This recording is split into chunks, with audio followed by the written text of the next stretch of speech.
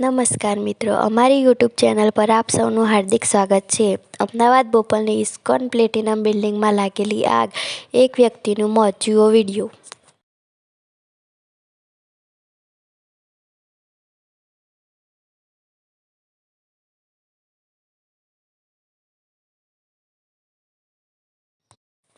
Ahmedabad Bopal ISKCON platinum બિલ્ડિંગમાં લાગેલી આગમાં એકની મૃત્યુ હોવાનો અહેવાલ છે।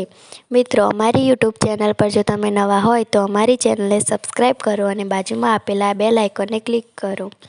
અમદાવાદના બોપલ ઇસ્કોન પ્લેટિનમ બિલ્ડિંગમાં ગઈકાલે ભીષણ આગ પ્રસરી ગઈ હતી। 8મા માળે લાગેલી આગ 22મા માળ સુધી પ્રસરી ગઈ હતી।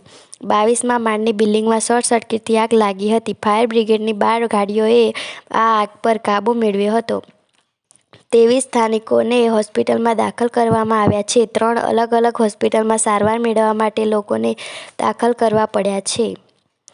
8મા માળે લાગેલી આ આગ ધીમે ધીમે વિકરાળ સ્વરૂપ ધારણ કરી ગઈ હતી અને 22મા માળ સુધી શોર્ટ સર્કિટના કારણે આગ પ્રસરી ગઈ, જેના કારણે અહીં ફાયર વિભાગે રેસ્ક્યુ કરવાની ફરજ પડી હતી।